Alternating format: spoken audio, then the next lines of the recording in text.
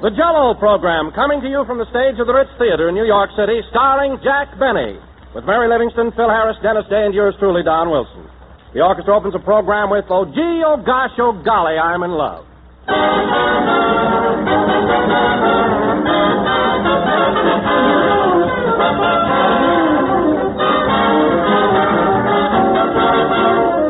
When you come to the end of a perfect day, there's certainly a grand feeling of peace and contentment about it. And that same feeling of contentment applies to the end of a perfect meal. That is, if you find a bright dish of shimmering Jello there to greet you. Jello, ladies and gentlemen, is really the ideal way to end the meal. It serves as a fitting climax to everything that has gone before, and it leaves you with a mellow mood of true satisfaction. Because Jello is a swell-looking, swell-tasting dessert, gay with glorious colors and rich with a tangy goodness as refreshing as the ripe fruit itself. So make your next meal a bang-up success by serving Jello in any one of its 6 delicious flavors. Incidentally, friends, this is National Restaurant Week, and I hope a great many of you will take the occasion to drop in at your favorite restaurant, where you'll always find Jello, one of the most popular desserts in the menu. Be sure to ask for the Jello flavor you like best.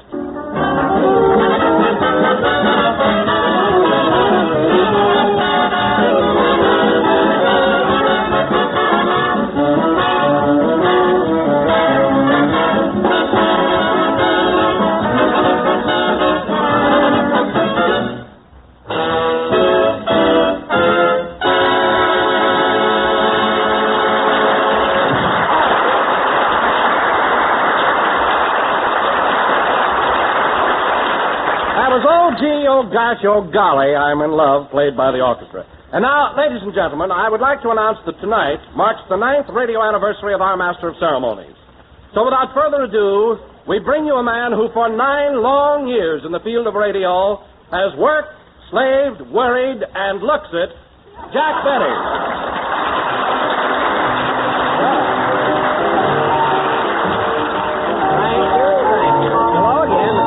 Who ain't what he used to be, talking. And, Don, despite your left-handed approach, I want to thank you for remembering my radio anniversary. Darn sweet. Well, you're entitled to that, Jack. 9 years is a long time. Yes, it is, Don, and 6 of them with the same sponsor. It's fun looking back, though. Well, tell me, Jack, when you made your radio debut, your first sponsor was Canada Dry Ginger Ale, wasn't it? Well, that was my first big program, Don. But before that, I did an early morning broadcast for Bixby's Bonnie Biscuit Batter. For the lazy housewife. Our slogan was Bixby's Batter as light as a feather. Oh, it was very popular. Bixby's Biscuit Batter. I don't remember that program, Jackson. Well, Phil, as I was telling Don, we went on very early in the morning, from 7 to 7:05. It's, just a short broadcast. Oh, well, that explains it. I seldom get up at 7 a.m. Phil, you seldom get in at 7 a.m. We've been in New York now almost 3 weeks, and I'll bet you haven't been to bed once. Well, it ain't my fault. I can't find my hotel. Can't find your hotel? Phil, for your information, you checked in at the St. Moritz the first day we got in town. The St. Moritz? Yes. I better write that down. I got to get some sleep tonight.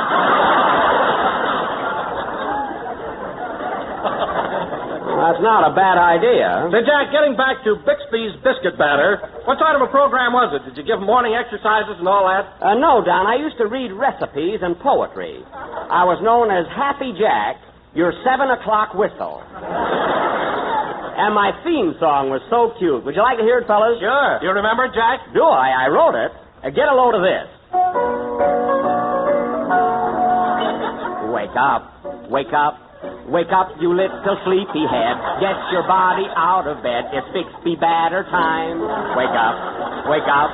Oh, Mrs. Smith and Mrs. Jones, do not be a lazy bones. It's Bixby Batter time. Whether you sleep on your tummy or on your back, wake up with Happy Jack. It's 7-1.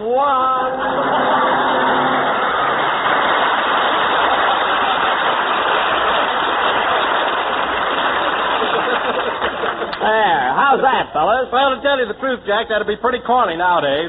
Yeah. Corny nothing. That's class, bub. Thanks, Hezekiah.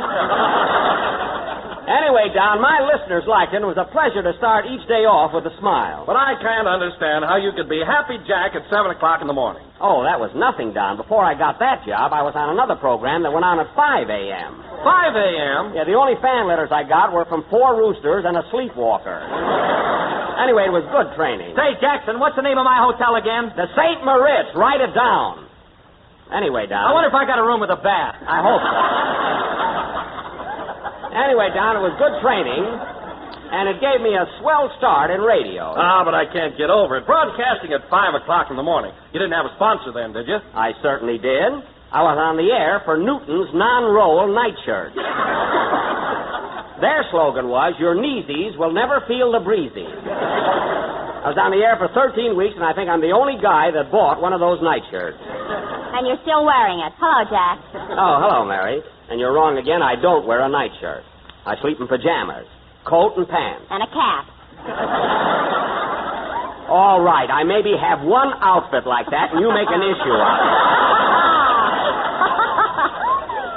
You know, you might at least congratulate me on my 9th radio anniversary. Oh, I'm sorry, Jack.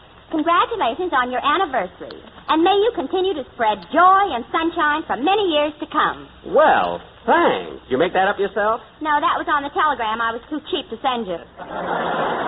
Oh, well, it's a thought that counts, I guess. You know, Mary, you ought Hey, Jackson, what street is the St. Moritz on?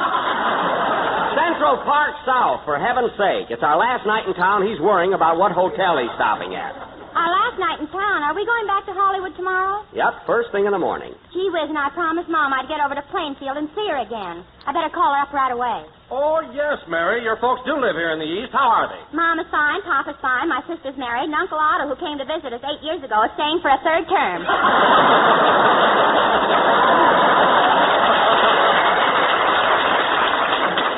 Well, there's all the news in a nutshell. Go ahead and call your mother up, Mary, and make it snappy. Okay.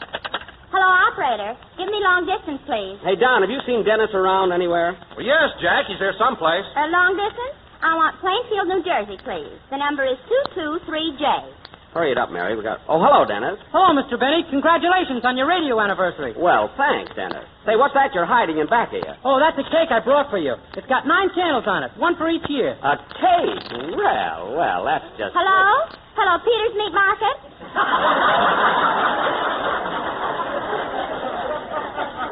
Will you please run upstairs and call Mrs. Livingston to the phone?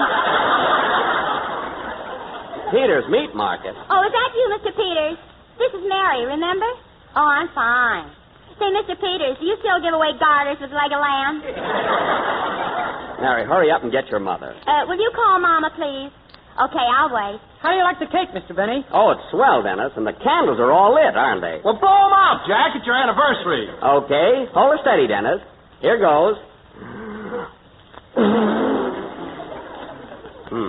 Well, you got one of them. Yeah, hold it closer, Dennis. Here you are.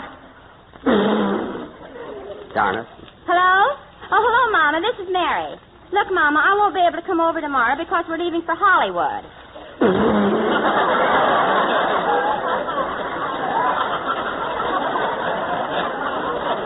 Yes, first thing in the morning. What's the matter with me? What's that, Mama? Oh, that's Jack. He's got asthma. I haven't got asthma. I'm trying to blow out these candles. Well, I'm ashamed to tell her. I'll get them. Don't worry. Listen, Mama, couldn't you come into New York tonight? The only chance I'll get to see you. See him flicker, fellas?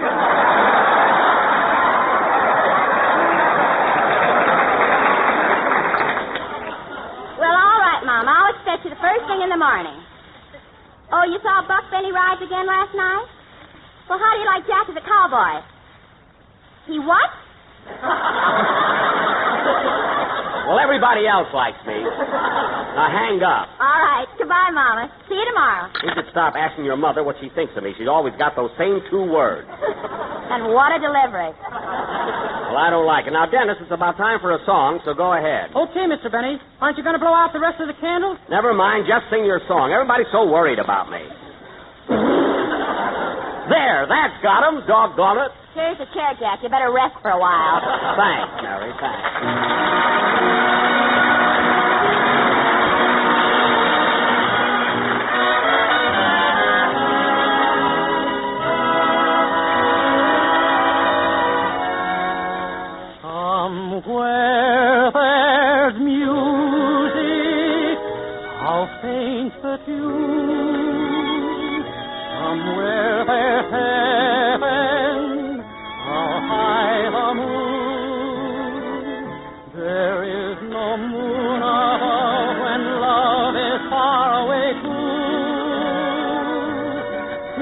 comes true, that you love me as I love you. Somewhere there's music, it's where you are. Somewhere there's heaven, how near, how far. The darkest night would shine if you would come to me soon. Until you will, how still my heart, how high the moon.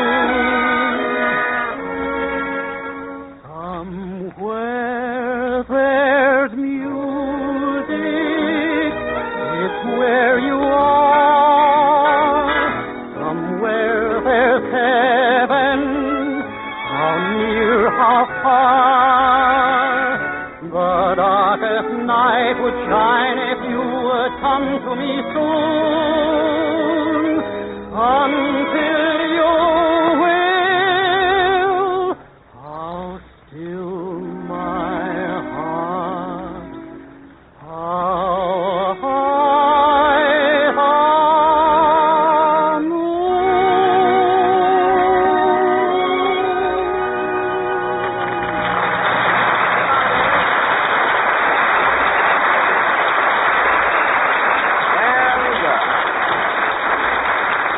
That was How High the Moon from Two for the Show, sung by Dennis Day. And, Dennis, this is the last number you're going to do from New York. Next week, we'll be back home in California. Gee, it'll be good to see the sun again, won't it? Now, wait a minute, Dennis. It might have been raining and cloudy most of the time, but the sun was out all day today. I think that was just a publicity stunt for the opening of the fair. That's possible. And now, ladies and gentlemen, as we announced last Hey, week... Jackson, how do you spell St. Moritz? Never mind, I'll take you there. Heavens. And now, ladies and gentlemen, Phil, next time, stay at the YMCA. It's already spelled out for you.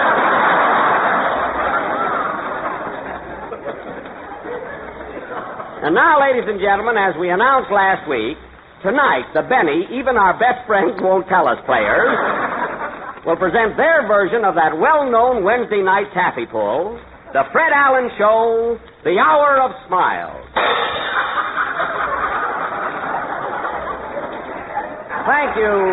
Thank you, Bean Blossom.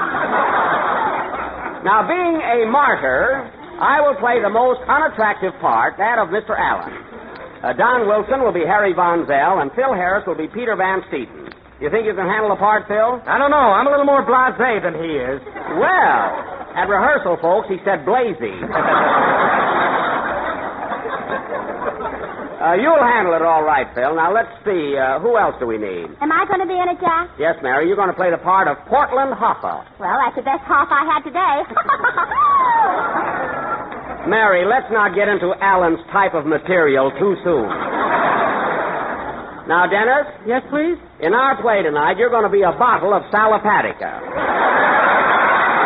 So go over in the medicine chest and sit down. Okay. Oh, boy, Salapatica. What a kid. Gee, I wish I could be that happy. Why don't you empty your swimming pool and dive in? Thanks. Well, I guess we're just about set now. But, Jack, how are you going to play the part of Fred Allen? Your voice isn't anything like his. Don, all I have to do is put a clothespin on my nose. I've got one right here. And now, folks, this little satire will go on immediately after the next number, which will be played by Peter Van Harris and his Dead Canna Troubadour. Hit it, boy.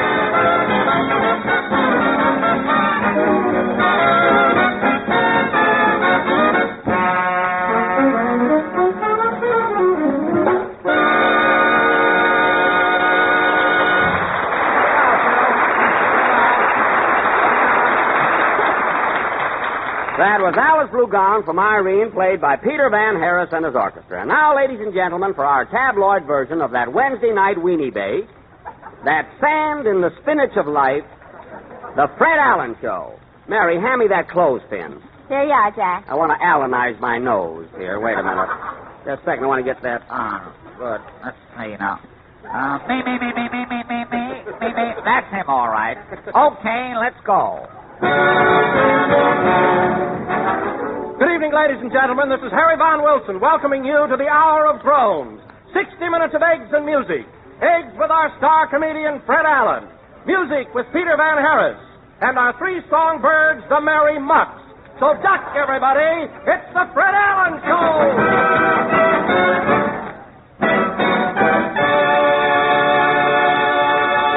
And now, ladies and gentlemen, here's the man you've all been waiting for. The pride of Boston. That New England boiled comedian, Fred Allen, in person.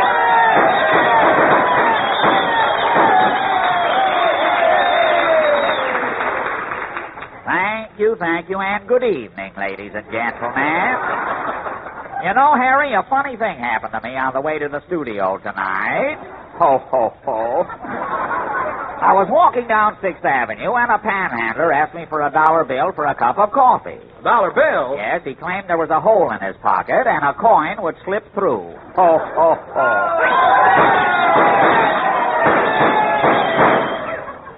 Thank you, folks, thank you.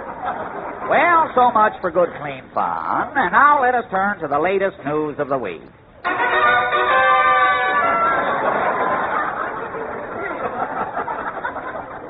Harlem, New York. This dusky community is still carrying on a celebration for Rochester Van Jones, butler to Jack Benny, the radio comedian. Ho, ho, ho, ho.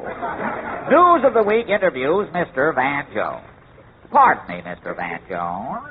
I'm a reporter, and I'd like to ask you a few questions. Tell me, have you been having a good time up here in Harlem? Have I? This turban I'm wearing is full of ice cubes.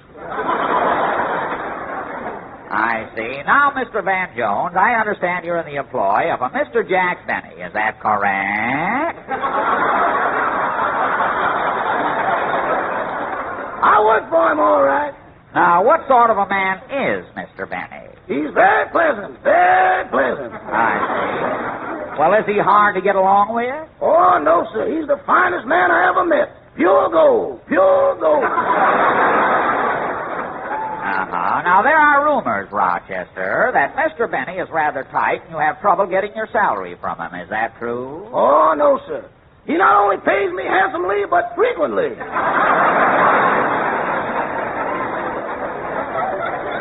I see. And you're sure all of this is the truth? Definitely. Well. That clothespin don't fool me none.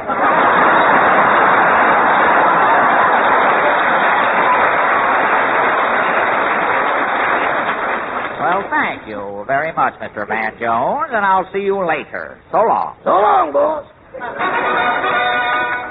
That was Peter Van Harris playing. Da-da-da-da-da-da.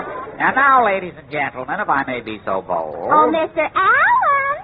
Mr. Allen! Well, look who's here. I'll be darned if it isn't Seattle. Hello!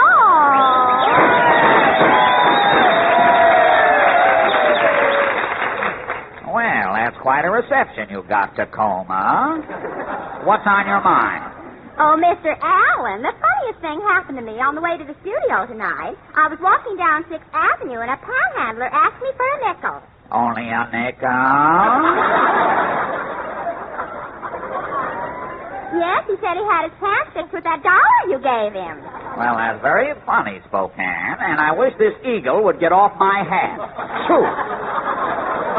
Now, what about our guest tonight? He's right here, Mr. Allen, and his hobby is a most unusual one. Really?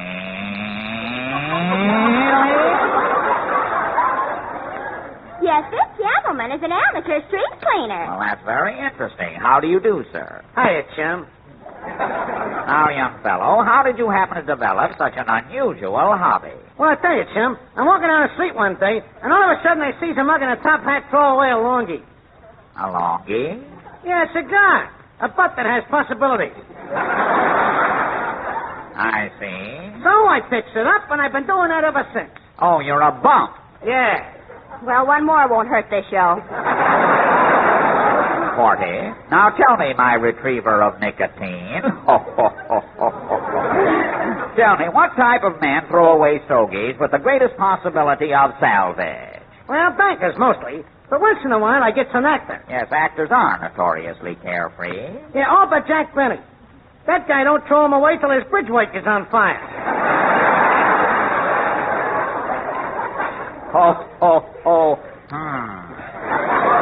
Well, thanks for coming up. Now get out.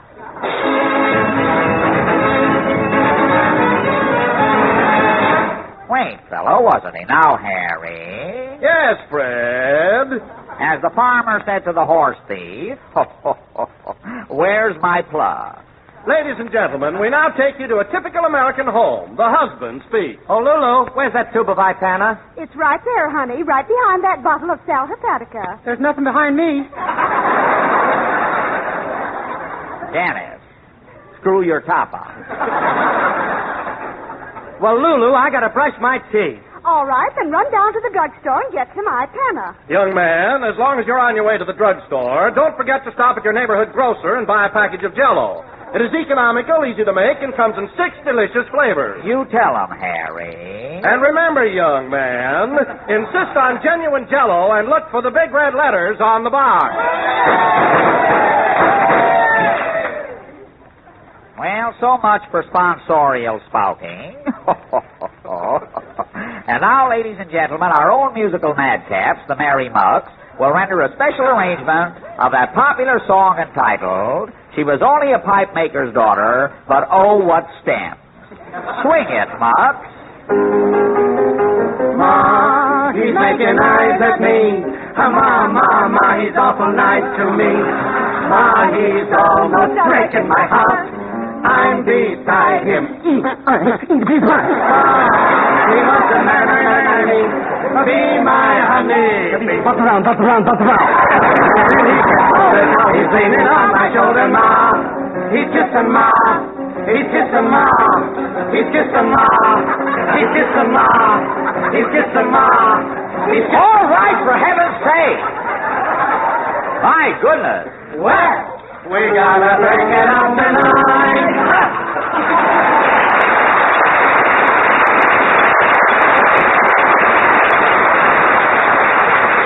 That was Ma, He's Making Eyes at Me, sung by the Merry Mucks. And now, ladies and gentlemen, oh my goodness, look at that man in the control room waving his finger at me. Our program is running overtime, folks, but that always happens. I ad-lib like mad. But we still have a few minutes left for the question of the week.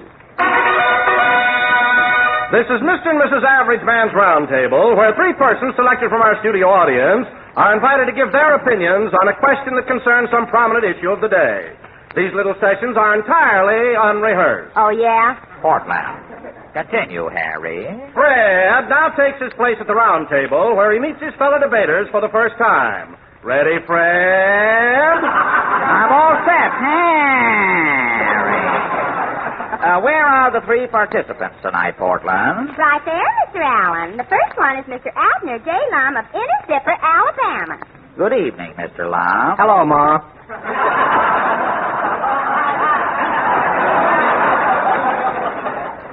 Our next guest is Miss Minnie Tonka of Minneapolis, Min. Minnie Tonka. Well, glad to have you with us, Miss Tonka. Tonka very much.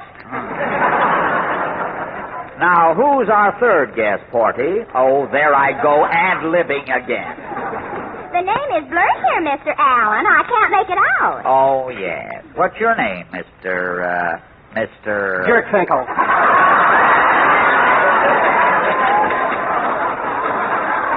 Oh, fine. Yes, the name is Logan Jerkfinkle.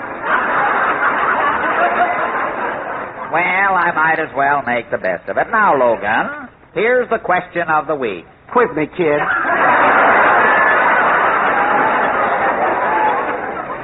All right, here it is.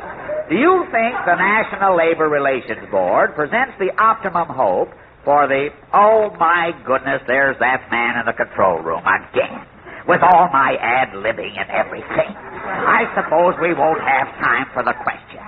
Wait, I'll find out. Have we got time for the question, Tommy? I don't know. Hey, Eddie, have we got time for the question? I don't know. Hey, Phil, have we got time for the question? I don't know. Hey, let it go! Let it go! I forgot what it was anyway.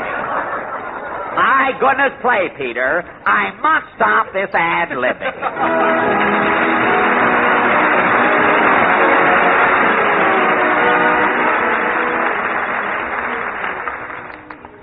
Ladies, do you ever find yourself at a loss when it comes to thinking up something new for dessert?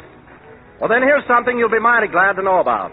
A few months ago, we introduced on this program a swell new Jello recipe. It's called Jello Pudding Whip. Perhaps you've already tried it. Judging from the letters that we've been getting, practically everybody has. But just in case you haven't heard about it, let me recommend Jello Pudding Whip as a mighty special treat, and one that's downright easy to prepare. And here's how it goes. Take 1 package of Jello, any flavor, and 1 package of Jello vanilla pudding, and make them up as you usually do.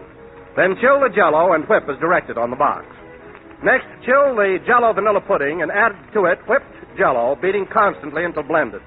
Then mold and get all ready to enjoy something really distinctive, really delicious. It's a treat that's truly out of the ordinary. So the next time some special occasion calls for a special dessert, remember Jello Pudding Whip, a unique combination of creamy Jello vanilla pudding and Jello.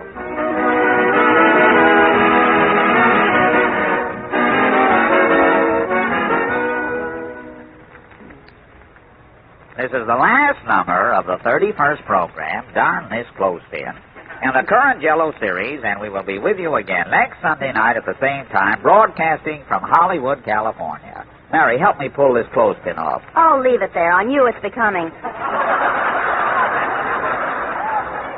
All right. Good night, folks.